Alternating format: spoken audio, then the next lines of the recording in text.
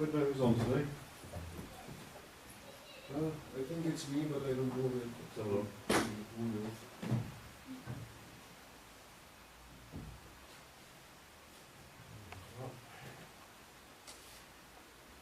Today.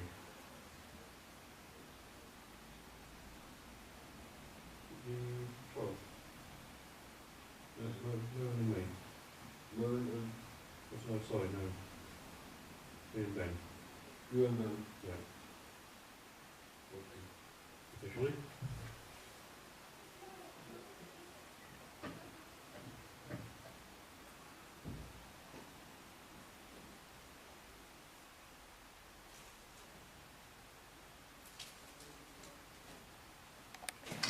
Let's turn now to the Psalms. I want to read a psalm, Psalm 78, and verses 23 to 25 first of all.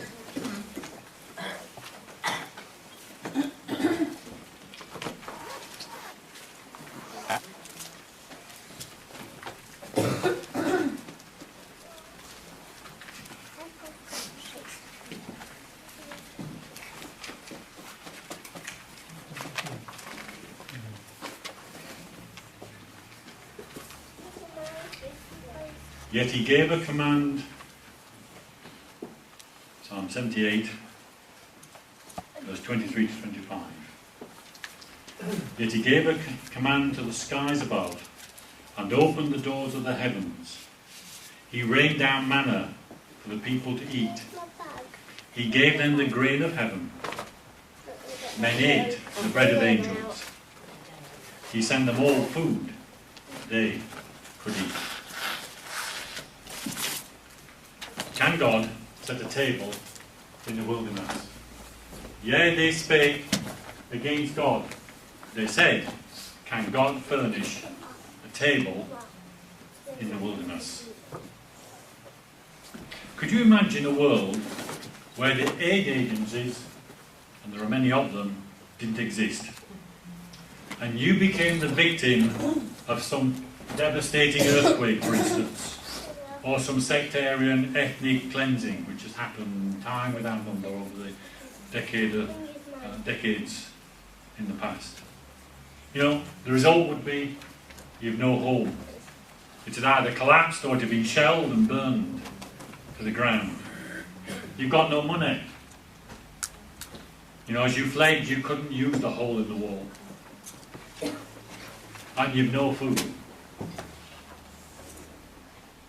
No extra clothes, only what you're wearing. Can God set a table in the wilderness? I know and I believe that He can. And I pray that that is just what God will do, where there is this kind of suffering that's taking place in the world. The Israelites had been out of Egypt for a whole month. It's now the first day of their second month. They left on the 15th day of their first month. You find that in Exodus chapter 12, verse 12. And after such a long period of time, you know, a month now, their food supplies are going to be getting either next to zero, or at least they're not going to be in the best of condition. They had flocks with them, and they would have been loath to slaughter them for the meat, because they provided them with their milk and with cheese, with curds and whey, as you say, with warm wool, hair as well for their clothing, as well as patches for their tents and ropes and so on. And the 15th chapter of Exodus, verse 23, introduces us, though, to a much more pressing supply problem than even food. If you turn to Exodus 15 and verse 23.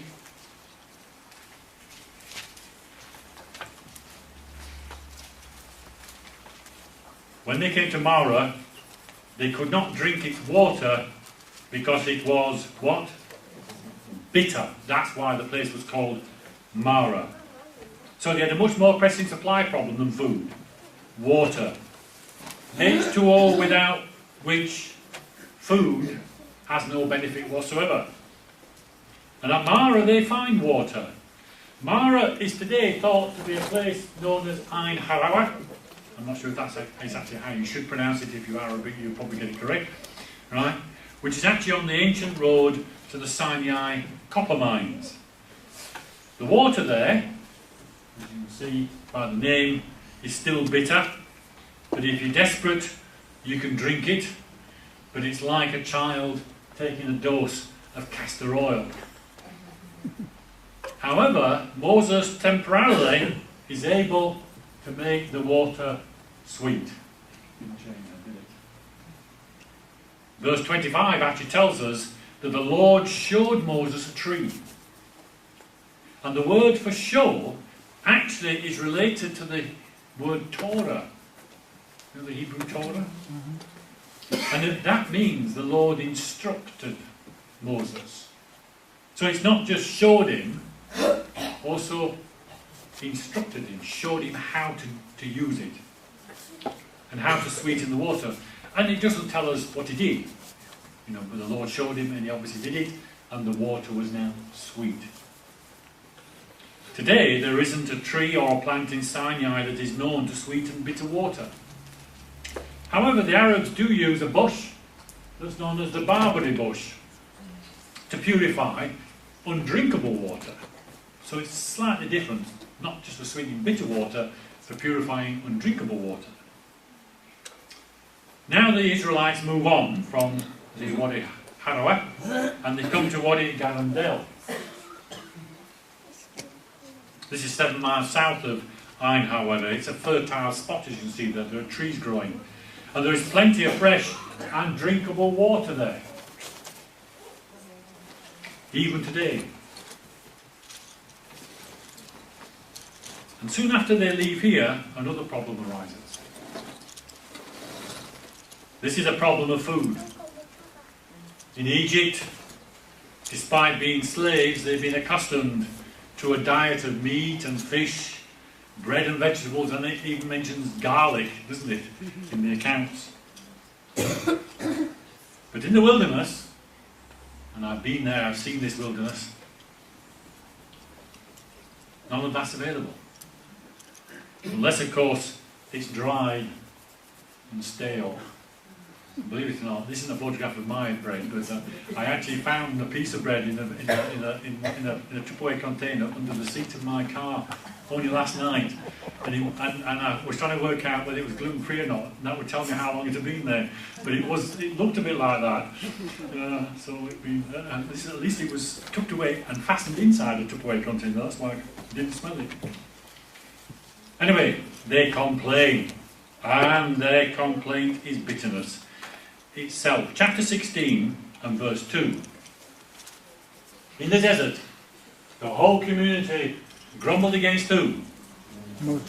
Moses and Aaron. You know, this is a serious problem. They're grumbling against God's appointed leaders. And notice in verses 6 to 8, so Moses and Aaron said to all the Israelites, in the evening you'll know that it was the Lord who brought you out of Egypt. And in the morning you'll see the glory of the Lord. Because he has heard your grumbling against who? God. Yet it says in the previous part they were grumbling against Moses and Aaron. Who are we that you should grumble against us? Moses also said. You'll know that it was the Lord when he gives you meat to eat in the evening, and all the bread you want in the morning. Because he has heard your grumbling against him. Who are we? You're not grumbling against us, but against the Lord. You know, in fact, in their grumbling, they had even said that it was Moses and Aaron that had brought them out of Egypt. But it's typical of that, isn't that, of us, of our own attitude. You know, we would do it even against the Prime Minister at the present time. You know, when everything's good, when all is apple pie and dandy, as we say, right, then the leader is a saint of God. Right, they're wonderful, the Holy Spirit's really using them and blessing them, but as soon as any trouble comes along, well, that's not God that's doing this, is it? And it's the leader's fault, and he's working to please himself. You know what I mean? So to counteract this, verse 9 and 10. Moses told Aaron, say to the entire Israelite community, come before the Lord, for he's heard your grumbling. While Aaron was speaking to the whole Israelite community, they looked toward the desert, and there was the glory of the Lord appearing in the cloud above the sanctuary. To counteract this problem, Moses points them all to the Lord. And it's capital L, capital O, capital R, capital D, Yahweh, covenantal name of God. And that draws attention away from the two leaders, now instead to the glory of the Lord. And that glory of the Lord appears to them in a cloud. You know, to protect us from being discouraged and upset and faltering our faith, who should we be looking to? I mean, there's a great lesson here in this bit. They're coming against these men, and the glory of the Lord appears. Their attention is diverted. There's a lesson for us to remember. When we look to others, because we're discouraged and so on, remember the story and turn our gaze. Verse 11, the Lord said to Moses, I have heard the grumbling of the Israelites. Tell them. You know, God hears our grumbling too. You know, when over Sabbath dinner we get our hook into your sister so-and-so, or your brother this and that, the Lord hears your grumbling. And you know, what were the Israelites complaining about? Verse 3 says, if only we had died by the Lord's hand in Egypt. I presume they meant in this 10th plague. You know, the death of the firstborn of all. Does the Lord provide a table in the wilderness? I have heard the grumbling of Israelites. Tell them at twilight, you will eat meat, and in the morning you will be filled with bread. Then you will know that I am the Lord. And you know, that evening, quail were all over the camp. These birds come from southern Europe and they migrate to Arabia, crossing the Sinai Peninsula. They're about 10 inches, 26 centimetres long. They're called by their fancy Latin name Coturnix communis. But they were loved by the Egyptians, were these birds. Here's just one of many, many pictures which you find in their temples and their tombs, where they have, you know, they portray them, they picture them. They abound. You know, they love to capture them and eat them. And you know, the thing about these birds is that when they're tired, they tend to fly close to the ground. So of course they become easy prey to catch. And then, in the morning, as the dew evaporated, God gave them manna. Manna. It's interesting, this food was only there first thing in the morning. I don't know, Ben, how that would affect you, you know, or others of us who love to sleep. I'm not saying you do, but you know, young people tend to do, don't they? Especially on Sunday mornings, whatever, you know, they want to lie in. But you know, if you were a lazy bed liar, you'd have missed out, wouldn't you? It was gone because it just evaporated. Manna. The Hebrew words are man-hu, M-A-N-H-U, 2 words. It actually means, what is this? However, man, M-A-N, in Hebrew actually means who. Ma, M-A-H, is the Hebrew word for what, and not man. Now I'm just labouring on this for a minute, because for those of us who like to, you know, look and delve into sort of proving scriptures for what they really are, not just proving them from the point of view of proving doctrinal things, but proving them because they're accurately written and not just erroneously copied. He is a fantastic one. Because there's a difference in the 2 words, man or ma. Ma is what, man is who. However, in the Amarna letters, here's some examples of them, dating back to 14th century BC, so we're close to the time of Moses, right? In these tablets, man, the word man appears as manna. So indicating, in fact, that the story is indeed an old story. It does go back to the 15th century. So for some reason, the Hebrews changed the two words for what they mean in more recent times. But back in those days, man meant what, not who. And there's the proof of it. Now some critics have said that this manna that you read here is related to the Arabic word man, which is double N. Now man with a double N is an actual edible sticky substance that's found in parts of the Sinai Peninsula, but only in June. What it is an excretion to be found from insects that live on tamarisk trees. And this stuff does keep for several days. It is cookable. The substance, however, only appears through a 3 to 6 week window, and it's so small it would take a man a whole day to collect just a quarter of a kilo, half a pound. So it might be convenient for the skeptic to have a natural explanation for this miracle, but I'm afraid it won't do. Because for a start, manna was there every morning for 40 years until it stopped under Joshua. It only lasted for one day. It didn't keep. It didn't fall as well on one day of the week. And it fell in greater abundance on another day of the week to make up for the lack of the day it didn't fall on. And on that day, when it fell in more abundance, it lasted for 2 days. The people collected it before it melted. The Arabic manna falls off the trees and is eaten by the ants. And they collected, and here's a miracle, an omer each, it says, which we know is about 2 litres. And just for a little bit of humour here, I love the way the Jewish commentary defines things sometimes, because they define an omer as the same as 43.5 eggs. So some rabbi, some pastor must have spent an awful lot of time cracking all those eggs to work out what an omer equaled, right?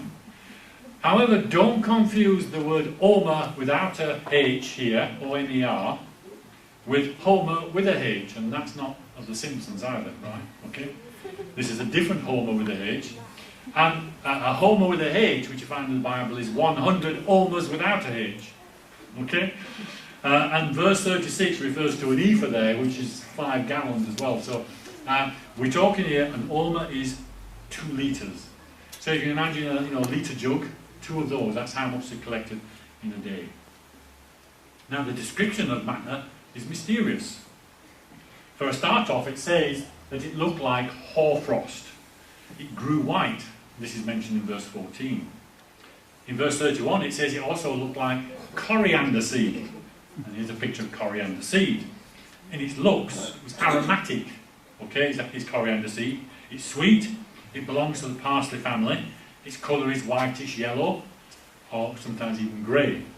So manna looked like hoarfrost. It looked like coriander seed. Maybe it had a sort of aromatic smell about it. We don't know, but it looked like it.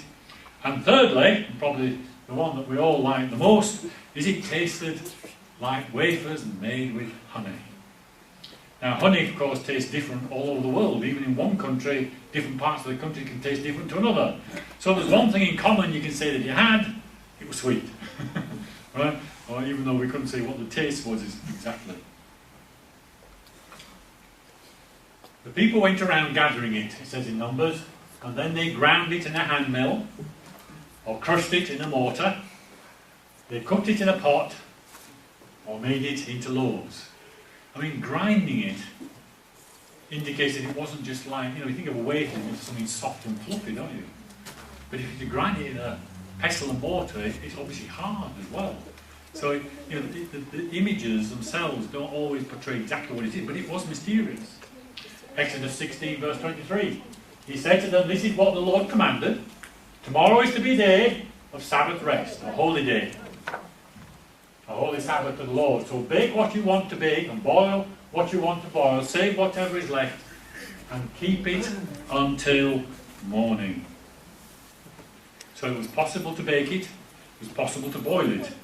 But it would go off and stink and get maggots in it when it was over 24 hours old.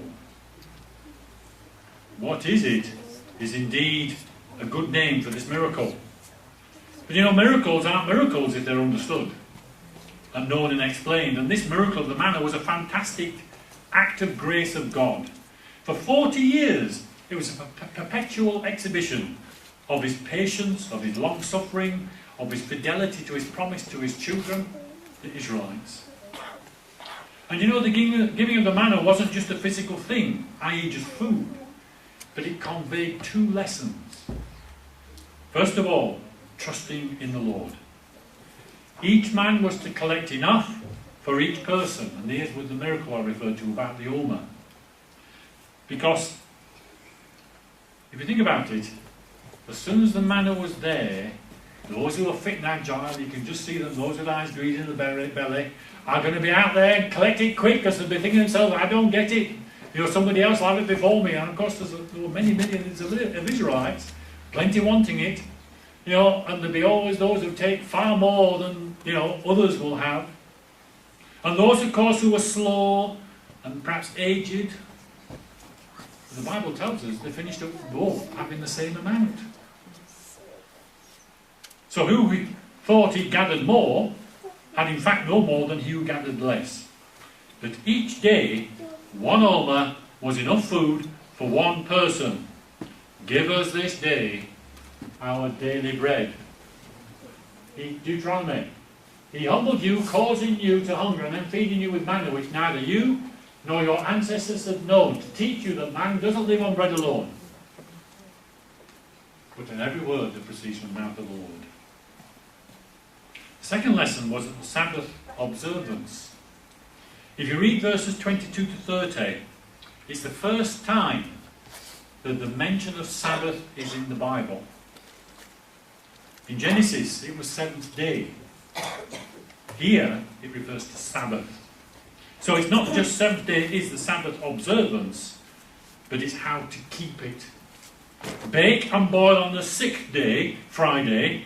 Don't go out looking for food on the Sabbath, but rest. Collect twice as much on Friday. And all of these have their bearing on the Sabbath day. In other words, for today, just the same, not going out to make our living on the Sabbath. Do it on the Friday. Prepare for Sabbath on the Friday. Prepare as much on Friday as possible, so that the Sabbath can be a day of rest, as well as a day that can be found for time to worship God and to read His Word. But of course, look at what happens. When the first omer was gathered, there were those who didn't trust the Lord to give them all a full table in the wilderness tomorrow. They kept some, and it stank. The Lord does have a way of making us notice things. Notice our lack of faith. And when they gathered double on Friday, still some of them went out on the Sabbath looking, testing Moses' word as well as the Lord. And they couldn't be bothered, therefore, to get ready for the Sabbath. And so they were shocked to find, when they went out, there was no manna. Their Sabbath was indeed a day of fasting. When we fail to prepare for the Sabbath, we will suffer for the lack of blessing that comes on it. By the way, the Jewish law of a Sabbath day's journey, 2,000 cubits, actually was based on this collecting of the manna. But of course, that was only for collecting manna, not other purposes. Well, we're fast coming to an end, and I want to take us to a New Testament passage, to John chapter 6, verse 41.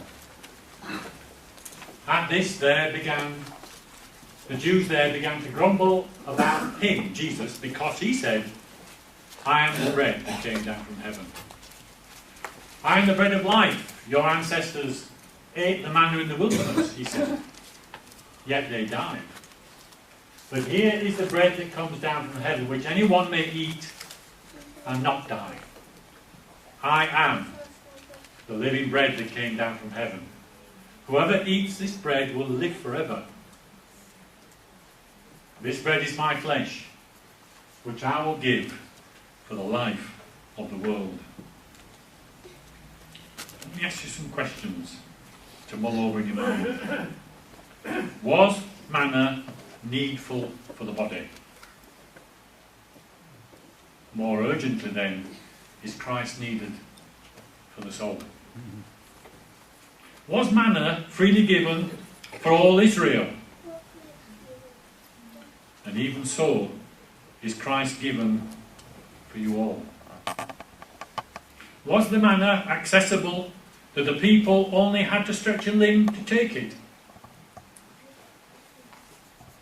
And just so is Christ standing at the door of the heart. The word of life is near. We can take it. Yes, God provides. He sets a table in the wilderness of our hearts. Jesus is there. He will nourish you. He will preserve your body unto everlasting life.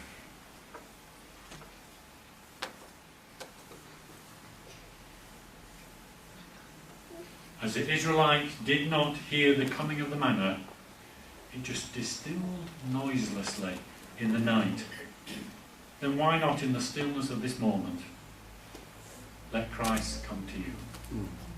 Don't turn him away, but let him into your heart. Let's just have a moment of silence.